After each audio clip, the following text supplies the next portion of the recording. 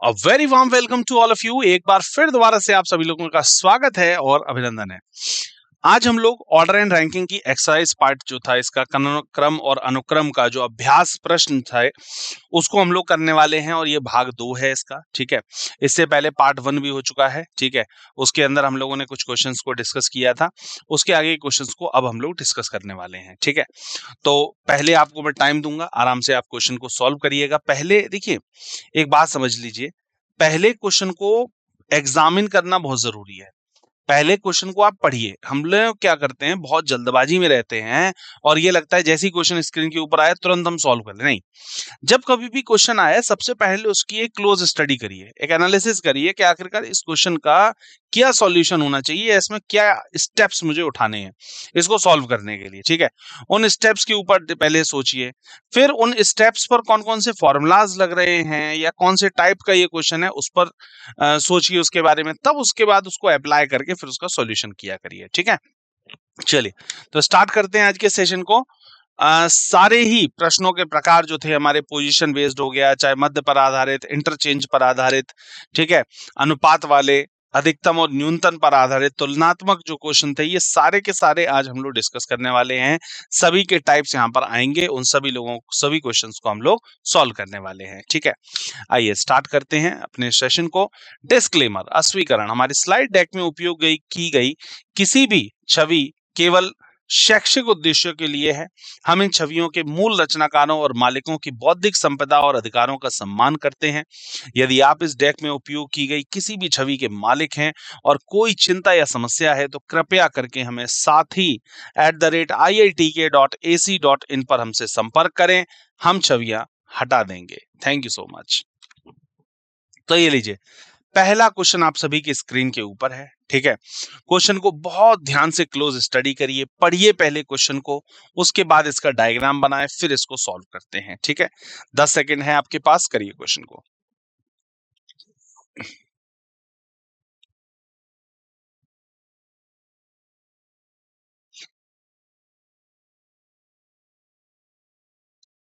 चलिए, close study कर ली एक बार क्वेश्चन की, क्या होना चाहिए एक बार जरा इस पर बात करते हैं। बोला गया था ABCDE में से प्रत्येक का वजन अलग अलग है। ठीक है, डी केवल ए से भारी है और सी बी और ई से हल्का है। उनमें से सबसे भारी कौन है? आपसे क्वेश्चन के अंदर वो ये पूछना चाह रहा है। ठीक है, तो आपने इस चीज को सोचा, आपने इस चीज को करने की कोशिश करी। आइए इसके सॉल्यूशन पर बात करते हैं। समाधान 5.1.6 का ए रूल इसके अंदर लगने वाला है। ठीक है, जानकारी के अनुसार अगर हम लोग देखें यहां से, क्या डी केवल ए से भारी है, तो केवल ए से भारी है, इसका मतलब ये सिर्फ इससे भारी होगा, मतलब बाकी सबसे क्या होगा? लाइटर होगा, मतलब इन सभी से छोटा होगा। और सी बी और ई से हल्का है, सी जो है वो बी और ई दोनों से हल्का है। तो इनमें से सबसे भारी कौन है, वो आपसे ये चीज पूछना चाह रहा है। ठीक है, आइए जरा एक बार यहां पर चर्चा करते हैं। जानकारी के अनुसार वजन का क्रम जो होना चाहिए, डी केवल ए से भारी है, ये पहली इक्वेशन हो गई। दूसरा, सी बी और ई से हल्का है, सी जो है वो बी और ई दोनों से ही हल्का है। इसके बाद समीकरण पहले और दूसरे को अगर हम लोग कंबाइंड करते हैं, मर्ज करते हैं, तो मर्ज करने के बाद में आप ऐसा देखेंगे कि बी और ई सबसे ऊपर है, फिर उसके बाद है सी, फिर उसके बाद है डी और उसके बाद है ए। इसी चीज को लंबवत तरीके से यहां पर समझाया गया है कि बी ई सबसे बड़े हैं, फिर सी है, फिर डी है और उसके बाद देन आफ्टर ए है। ठीक है, तो इसलिए या तो बी या ई सबसे भारी है, मतलब इन दोनों के अंदर सबसे भारी कौन है? बी और ई है। अब बी और ई आपको जो दिया गया था, ये आपको किसी पर्टिकुलर एक ऑप्शन पर नहीं दिया गया है, दो ऑप्शंस में दिया गया है। तो इसके लिए आप डेटा अपर्याप्त लगा सकते हैं, क्योंकि बी और ई में सिर्फ सिंगल पर्सन नहीं निकल के आ रहा है, दो लोग निकल के आ रहे हैं। तो डेटा अपर्याप्त है का मतलब हमें कंफर्म एक आदमी चाहिए, तो वो कंफर्म एक आदमी निकल के नहीं आ पा रहा है। ठीक है, तो बात समझ में आई। इस तरीके से इस क्वेश्चन को इस अप्रोच के साथ में किया गया है, ठीक है। तो इसके लिए सही जवाब जो हो जाएगा वो बी और ई होगा, लेकिन बी और ई किसी ऑप्शन में नहीं दिया गया है, इसीलिए हमने उसका आंसर जो किया है वो क्या किया है, नन ऑफ दीज से ऊपर जो दिया हुआ था डेटा इनएडुकेट, मतलब डेटा अपर्याप्त है, वो किया है, ठीक है। चलिए अगले क्वेश्चन पर बढ़ते हैं। क्वेश्चन नंबर 2 आया है स्क्रीन के ऊपर। पहले इसकी एक जरा क्लोज स्टडी करते हैं, है ना। एम एक्स से अधिक है और टी से कम कमाता है, ठीक है। वी एम और टी से अधिक कमाता है, ये इनकम बेस्ड क्वेश्चन हो गया, ये इनकम के ऊपर आधारित हो गया, आय के ऊपर आधारित प्रश्न हो गया। आर केवल एक्स से अधिक कमाता है, केवल एक्स, ध्यान रखिएगा, केवल लगा दिया है, ओनली। इनमें पांचों में से सबसे कम कौन कमाता है, ये आपसे वो पूछना चाह रहा है, ठीक है। क्वेश्चन आपके पास एनालिसिस करके सॉल्व करने के लिए 10 सेकंड हैं, करिए क्वेश्चन को एक बार, देखते हैं।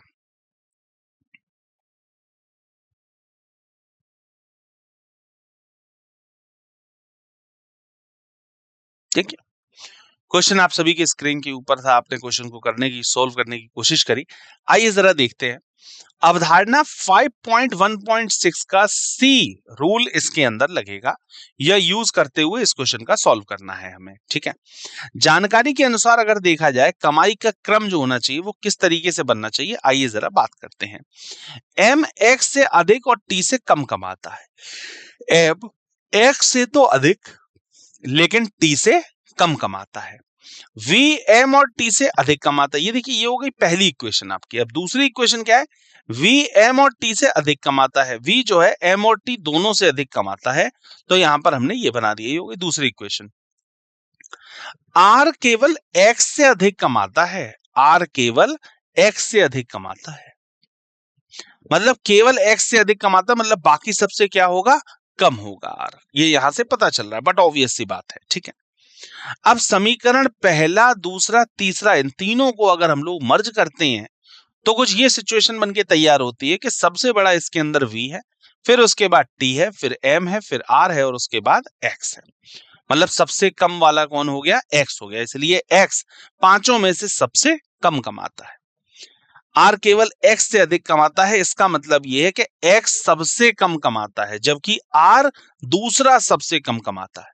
ये साफ आपको पता चल रहा है उस स्टेटमेंट के थ्रू, जो वाक्य आपको बोला गया है क्वेश्चन के अंदर, उसके अकॉर्डिंग से ही, मतलब सवाल, वो बोलते हैं ना कि सवाल के अंदर ही उत्तर छुपा होता है, बिल्कुल वही वाली सिचुएशन है। उस सवाल में, उस पॉइंट के अंदर ही ये बात पता चल रही है कि ये इसके अंदर सबसे नीचे होना चाहिए, सबसे कम कमाने वाला होना चाहिए।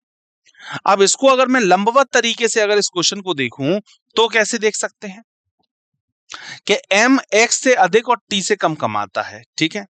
एम जो है वो एक्स से तो अधिक और टी से कम कमाता है। वी एम और टी से अधिक कमाता है, वी जो है एम और टी दोनों से अधिक कमाता है।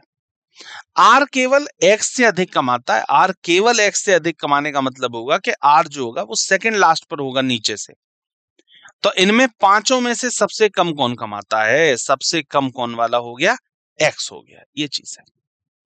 तो इस तरीके से इस क्वेश्चन को किया गया है, ये अप्रोच इसके अंदर लगाई गई है। आइए जरा इसके आंसर पे बात कर लेते हैं। फर्स्ट ऑप्शन जो हो जाता है वो इसके लिए करेक्ट आंसर है, परफेक्ट आंसर है, ठीक है। बात क्लियर है, आगे बढ़ सकते हैं। चलिए नेक्स्ट क्वेश्चन आया है, थर्ड नंबर क्वेश्चन। क्वेश्चन की पहले जरा एक बार क्लोज स्टडी करते हैं कि क्या दिया है। नवीन 29 लड़कों की एक पंक्ति में बाएं छोर से 17वें स्थान पर है और दिलीप उसी पंक्ति में दाएं छोर से 17वें स्थान पर है। उनके बीच पंक्ति में कितने लड़के हैं, ये आपसे वो ये पूछना चाह रहा है, ठीक है। क्वेश्चन को एनालिसिस करने के लिए, समझने के लिए 10 सेकंड है आपके पास, करिए क्वेश्चन को, समझिए क्वेश्चन को जी।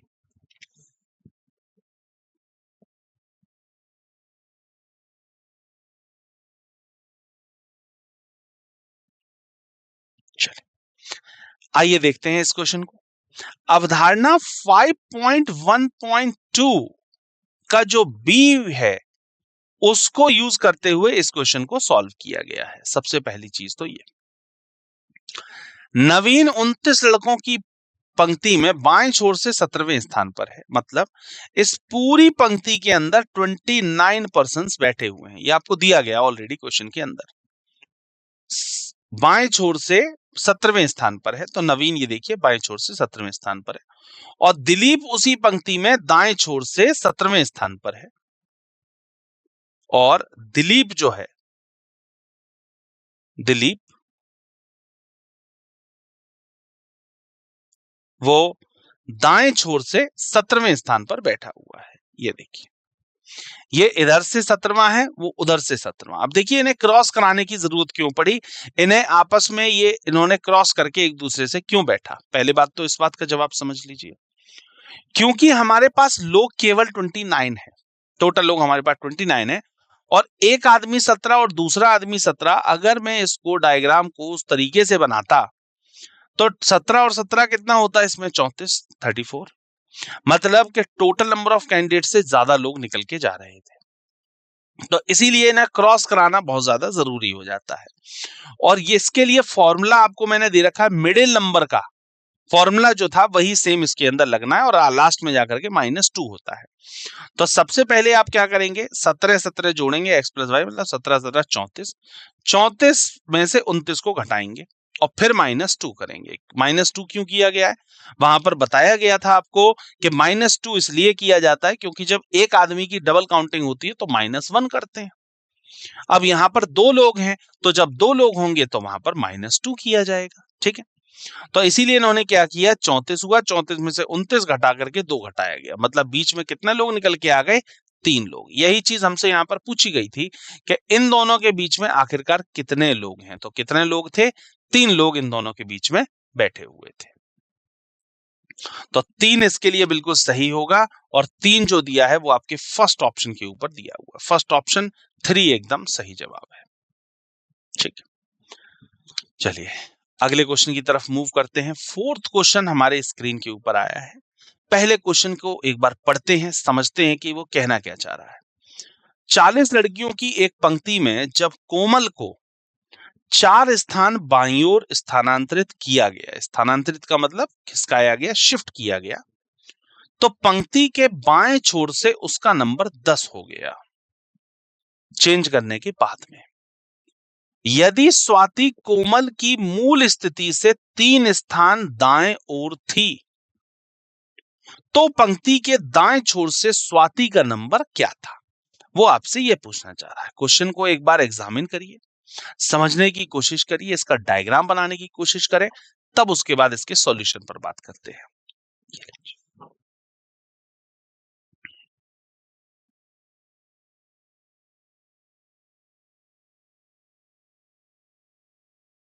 देखिए आइए बात करते हैं इस क्वेश्चन के ऊपर। अवधारणा 5.1.1 और 5.1.2, इसमें दोनों अवधारणाएं, दोनों ही कॉन्सेप्ट इसके अंदर लग रहे हैं, तो दोनों ही कॉन्सेप्ट का यूज करते हुए तब हमको इस क्वेश्चन को सॉल्व करना पड़ेगा। 40 लड़कियों की एक पंक्ति में मतलब टोटल लोग कितने हो गए, 40 लोग हो गए। जब कोमल को 4 स्थान बाईं ओर स्थानांतरित किया गया, तो पंक्ति के बाएं छोर से उसका नंबर 10 हो गया। मतलब कि कोमल कहां थी, 14 नंबर पे थी, उसको बाएं चौथे स्थान पर शिफ्ट किया गया, तो अब उसका नंबर कितना हो गया, 10 हो गया। देखिए ये साफ यहां पर लिखा हुआ है, ये भी यहां पर लिखा हुआ है। देखिए जो भी स्टेप हम लोग पढ़ रहे हैं वो स्टेप ऊपर पढ़ना है और उसके बाद नीचे डायग्राम देखना है, ठीक है। तो ये हो गया हमारा पहला पॉइंट। इसके बाद अब यहां से आते हैं, यदि स्वाति कोमल की मूल स्थिति से, कोमल की मूल स्थिति तो थी 14 लेफ्ट से, लेकिन हो गई थी 10 क्योंकि शिफ्ट किया गया था। तो यदि स्वाति को कोमल की मूल स्थिति से 3 स्थान दाईं ओर थी, मतलब कोमल की मूल स्थिति ये थी, इससे दाईं ओर स्थान पर ये थी, ठीक है। तो 14 15 16 17, तो 17वें स्थान पर हो गई इधर से ये, ठीक है। तो पंक्ति में दाएं छोर से स्वाति का नंबर क्या था, वो आपसे ये पूछना चाह रहा है, ठीक है। तो सिंपल सी बात है कि स्वाति जो है भाई, इधर से कोमल की स्थिति चेंज होने के बाद 10, पहले क्या थी 14, अब स्वाति की क्या है 17। 17 की पोजीशन जो है स्वाति की वो इस वाले एंड से आपको दी हुई है, और इस वाले एंड से आपको इसकी पोजीशन पूछी जा रही है, ठीक है। 17 इधर से दी है, इधर से पूछी गई है। टोटल कितने हैं 40।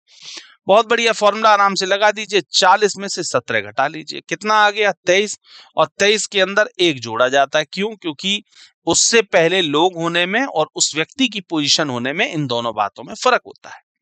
मैं बार बार आपको बता रहा हूं, बार बार आपको समझाया है कि मान लीजिए क्लास में टेस्ट हुआ, मेरी पोजीशन 5वीं आई, तो मेरे से पहले 5 लोग नहीं होंगे, मेरे से पहले 4 लोग होंगे।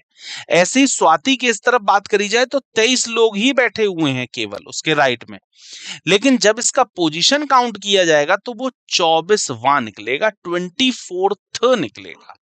तो 24 मतलब 24वीं स्थिति पर स्वाति बैठी हुई है। ठीक है, तो 24th हो जाता है इसके लिए बिल्कुल सही जवाब। और जो कि आपको दिया हुआ है सेकंड ऑप्शन पे, सेकंड ऑप्शन इसके लिए बिल्कुल सही है, परफेक्ट आंसर है, राइट आंसर है। ठीक है, चलिए चौथा क्वेश्चन क्लियर हो गया, आगे बढ़ते हैं।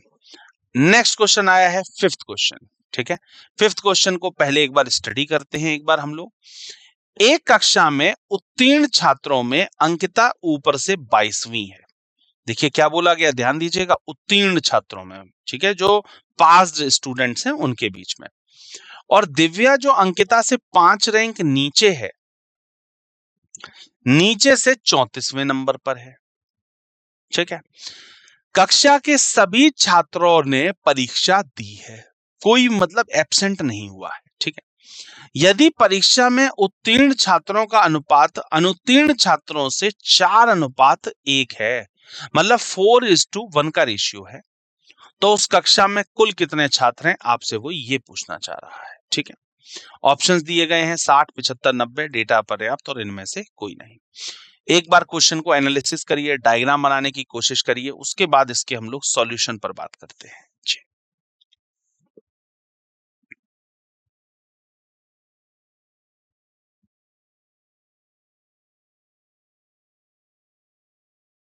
चलिए आइए सबसे पहले तो देखते हैं कौन सा रूल, कौन सी अवधारणा लग रही है। इसके अंदर 5.1.4 का ए लग रहा है, मतलब कॉन्सेप्ट हम लोग 5.1.4 जो ए का जो कॉन्सेप्ट आपको मैंने समझाया था, वही कॉन्सेप्ट सेम इसके अंदर लगने वाला है। ठीक है, अब देखते हैं। सबसे पहले तो एक कक्षा में उत्तीर्ण छात्रों में अंकिता ऊपर से 22वें स्थान पर है, तो अंकिता ऊपर से कितने नंबर पर है, 22वें स्थान पर है। और दिव्या जो अंकिता से 5 रैंक नीचे है, दिव्या जो अंकिता से 5 रैंक नीचे है, मतलब 5th रैंक पर है, नीचे से 34वीं है। ये देखिए नीचे से 34वीं है। कक्षा के सभी छात्रों ने परीक्षा दी है, पहले ही बोल रहा है। यदि परीक्षा में उत्तीर्ण व अनुत्तीर्ण छात्रों का अनुपात 4:1 है, तो कक्षा में कुल कितने छात्र हैं, ये आपसे वो पूछना चाह रहा है। सवाल समझ में आ गया? इसको हमने यहाँ पर डायग्राम पर भी बना दिया है। ठीक है, अब आते हैं। दिव्या की ऊपर से रैंक कितनी हो गई? देखिए दिव्या की 27वीं हो जाएगी। क्यों हो जाएगी? क्योंकि जब 22 इसकी है, 22 में 5 जोड़ूंगा तो दिव्या कितने हो जाएगी, 27वें पर। अब दिव्या की नीचे से कितनी थी, 34, ऊपर से कितनी है, 27। तो दिव्या का ही हमको दोनों तरफ से पोजीशन जब पता चल जाता है तो हम लोग टोटल नंबर आराम से निकाल सकते हैं, मतलब 27 प्लस 34 और माइनस 1, क्योंकि डबल काउंटिंग की वजह से 61 में से 1 गया, कितना बचा, 60।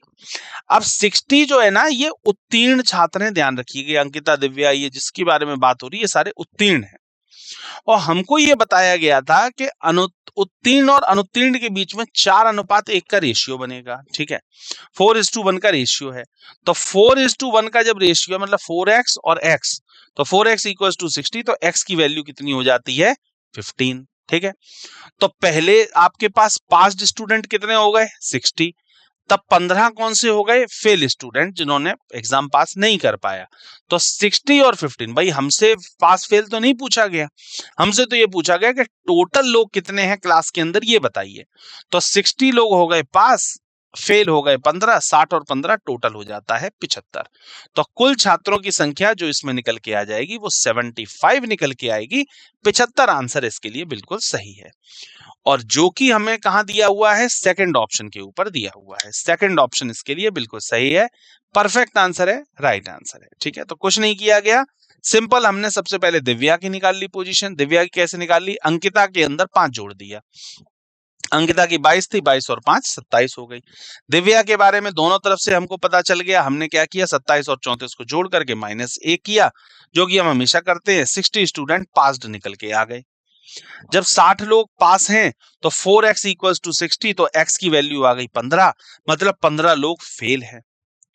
तो हमको टोटल लोग पूछे गए थे, 60 और 15 को जोड़ करके हमने 75 इसका आंसर निकाल लिया है। ठीक है, चलिए आगे बढ़ते हैं अगले क्वेश्चन की तरफ। नेक्स्ट क्वेश्चन क्या है?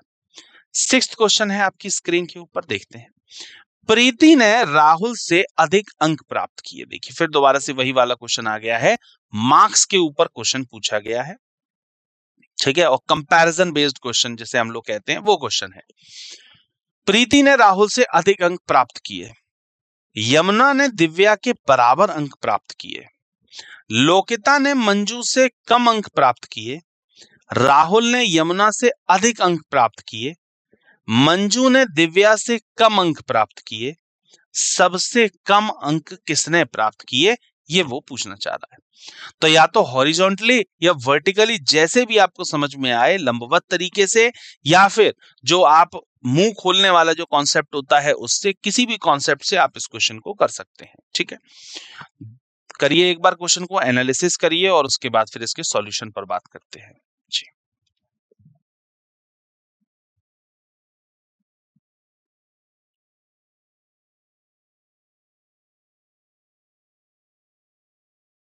देखते हैं।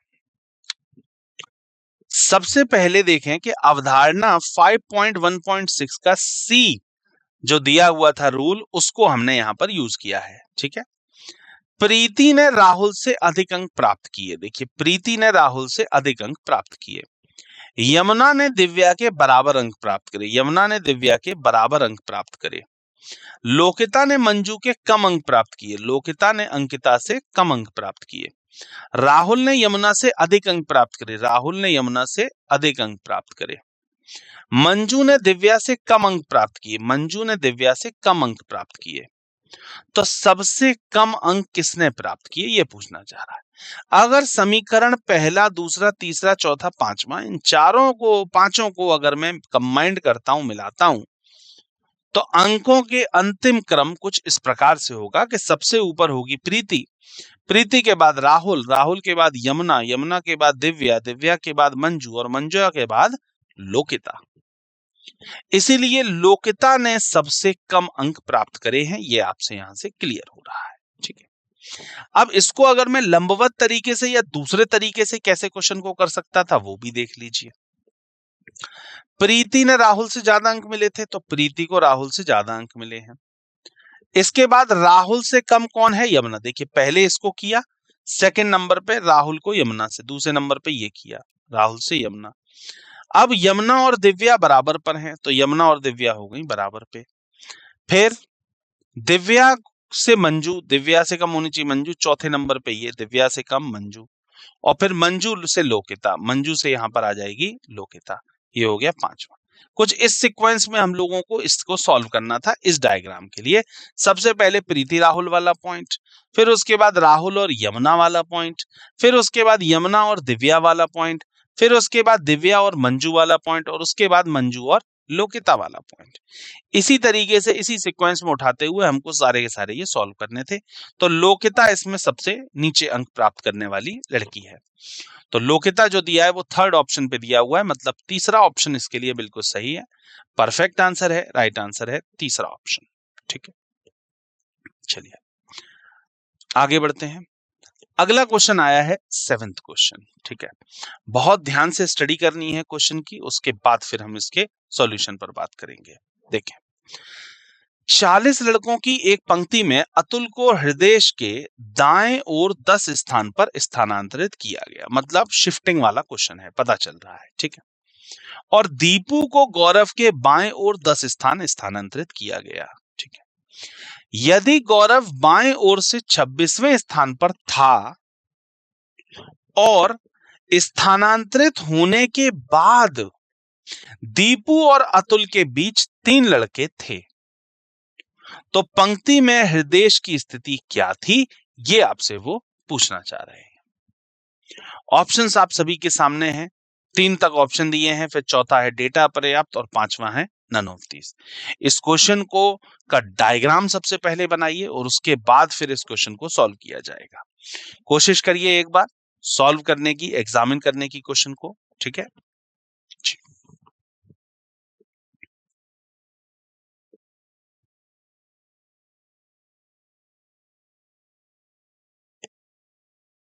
देखते हैं, सबसे पहले देखते हैं अवधारणा 5.1.1 का यूज किया गया है और अवधारणा 5.1.2 का इस्तेमाल करते हुए हम लोगों को इस क्वेश्चन को सॉल्व करना है, ठीक है।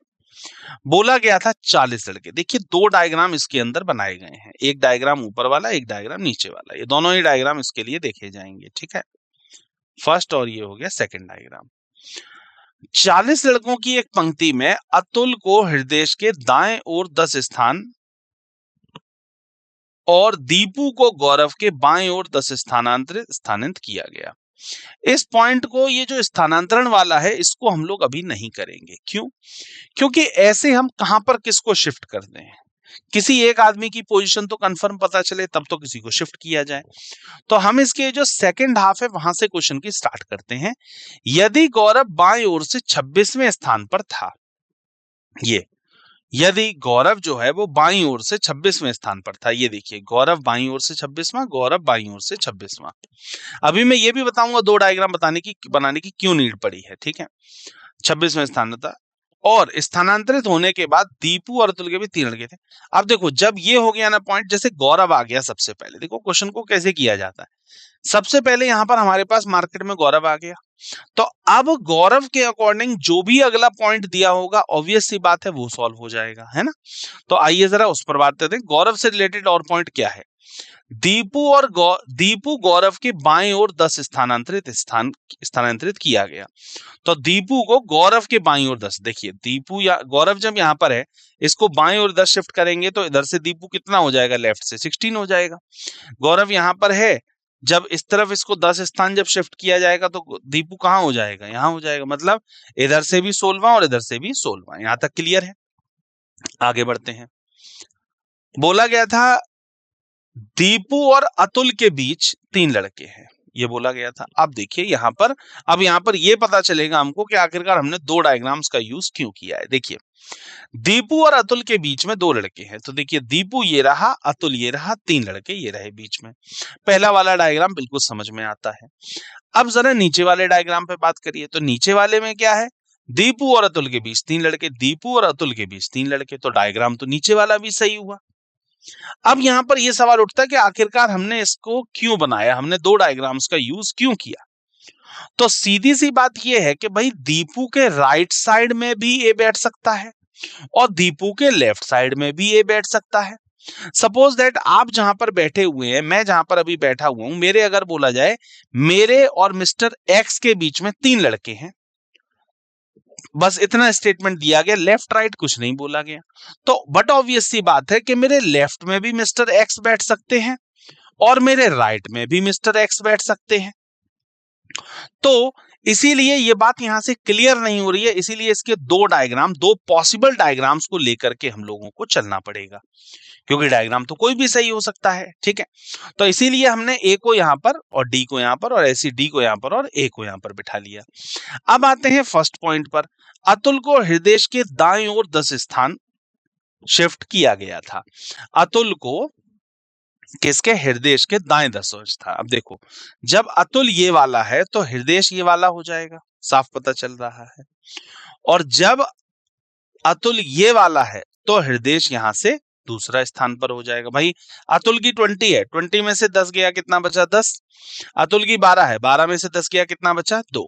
तो इधर से हृदय कितना हो रहा है, 2, और इधर से इसके हिसाब से कितना हो रहा है, 10। तो दोनों ही डायग्राम अपनी अपनी जगह पर बिल्कुल सही है। हमारा क्वेश्चन भी कंप्लीट हो गया और अभी तक ये बात क्लियर नहीं हुई कि कौन सा डायग्राम सही है और कौन सा गलत है। तो जब कभी भी ऐसी कंडीशन आ जाती है, तब इस कंडीशन में हम लोग दोनों डायग्राम्स को ही सही मानते हैं।